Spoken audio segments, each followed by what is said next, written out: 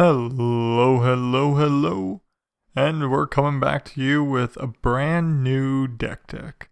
It's a modern deck and a budget deck, coming in just over $100, about $110, and I have a lot to say about it, so let's get right into it. It's a bit of a glass cannon. I'm going to tell you all the good stuff first to hype you up before you actually know what you're about to watch. There have been games where I kill an opponent in one turn, not turn one, but in one turn, 20 damage. There are games where I went down to 1 life and pulled out a win. There are games where I was over 30 life and pulled out a win. This deck can pull wins out in a janky way, but it's fun even when you lose. So that's why I'm bringing it to you guys. But enough of all that. The deck is called Killing You Kindly.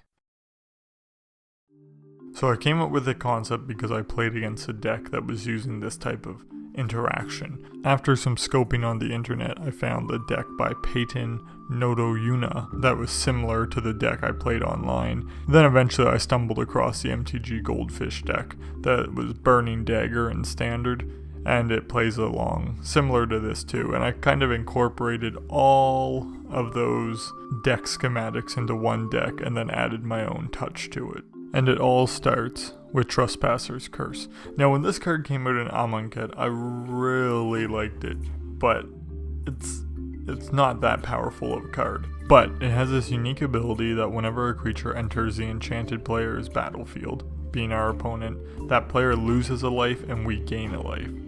And that's the whole premise of the deck, is to give our opponents creatures and then slowly ping away at their health. Besides the curse, we have these other cards that are kind of not as full of a package as a curse. Sutra Priest pings them for 1 when a creature enters their battlefield. We also gain 1 if a creature enters on our side. Bloodseeker pings them for 1. And Authority of the Council is the inverse, where if a creature enters on their side, we gain a life. So how will we give our opponent creatures? Well, we have cards like these. Another staple of the deck, we always want one, is Forbidden Orchard. It adds 1 mana of any color to our mana pool and gives our opponent a spirit. Hunted Phantasm, we get a 4/6 unblockable, they get 5 1/1s. Mercy Killing, it kills any big threat we come across, and then it gives them 1/1 elves equal to that creature's toughness. What the? So we're kind of playing with fire here. We are giving our opponent the bullets to kill us. So how do we stop them from just beating us down with all these gifts we're giving them? Well, we have some support. The Expedition map helps us look for the Forbidden Orchard. The Ghostly Prison keeps all those nasty little 1/1s away, because there's really no point in paying 2 mana just to hit us down for 1. And finally, the Panharmonicon. For every time we give them a creature, it'll trigger our curse or our Bloodseeker or whatever twice. And if we play something like the Hunted Phantasm, they get 10 1/1s, not 5 1/1s. So it really accumulates. But what if they get rid of our Ghostly Prisons? What if they get rid of our curses, our Bloodseeker, whatever? How are we going to kill them then? Well, we have backup plans. We have the killing all the things we give them plan. So we have Blood Artist. Whenever a creature dies, a player loses 1 life and we gain 1 life. So whenever one of those 1/1s we give them dies, it will drain them and will facilitate the death of those 1/1s with illness in the ranks. We only give away tokens. So creature token get -1/-1. All the tokens we give are only 1/1s. So we can tap our Forbidden Orchard for mana. They get a 1/1, dies instantly, triggers a Blood Artist, there's a 1-point life swing.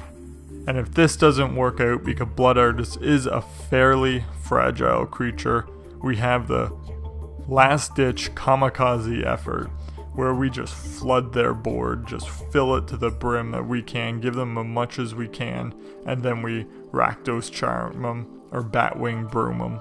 The Rakdos Charm can make each creature deal 1 damage to a controller, so if they have 10, 15 tokens, we can end of turn hit them for 15.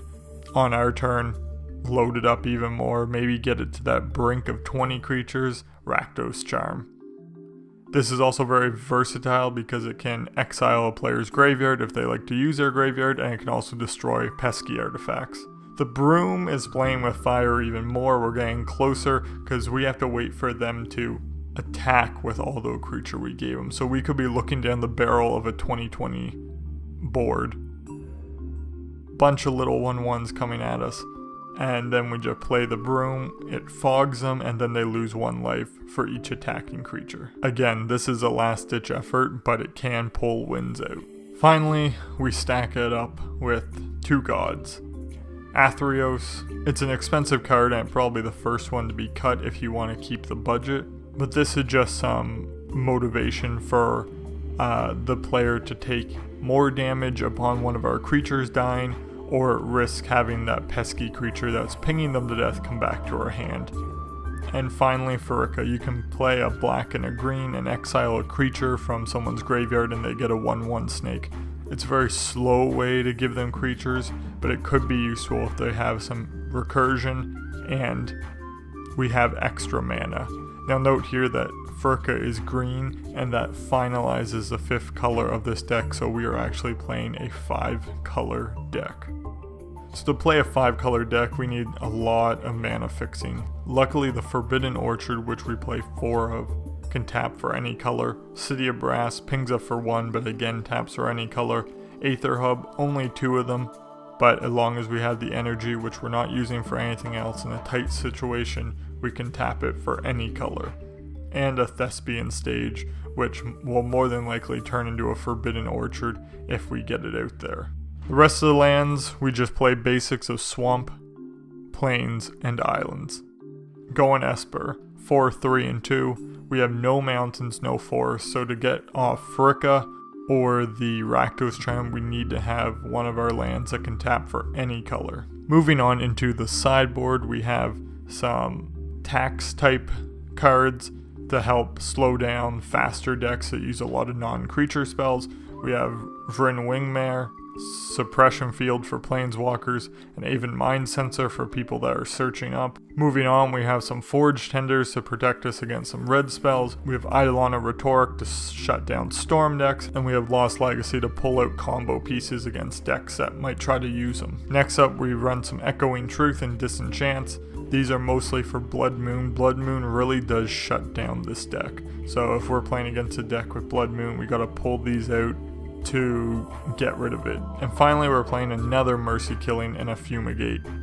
Honestly, if you want to cut the budget down for this deck, I would take Athreos out of the main board and put in Fumigate, and then add in another Lost Legacy or something into the sideboard. But this is just a way to control the board state if you're getting out of hand. If it's a really creature heavy deck that we're playing against and we keep giving them more creatures, Fumigate might be great just to wipe it clean, let us start over. And that's the deck. It's a really fun deck to play even when you lose some close matches. Rakdos Charm has pulled me out of the brink of death before. Batwing Broom has. Panharmonicon with a Hunted Phantasm and the Trespasser's Curse is a 10-point life swing. It can just do some stupid crazy stuff that really reminds me of Commander, and that's what I love about the deck. People don't really see it coming. They'll sideboard in maybe some enchantment hate for the curse, but there isn't really a lot you can do to stop this. The mana curve is so low that you can just keep going even after they destroy your stuff. So hopefully I'll get some gameplay up of this. It's really fun to play, and I assume it's really fun to watch. If you like this, follow us on Twitter, subscribe on YouTube, like this video, and share it around. And that's all for today. Keep on going, enjoying your lives, playing your jank. I need to come up with a solid outro. If you guys have something that you can think would be good for me to say, I'm losing my creativity here with this outro, trying new stuff. It doesn't seem to be working. Now I'm just ranting. What a shitty outro this is. Let me know down below. I need a nice, solid outro. Okay guys, keep having fun. See ya.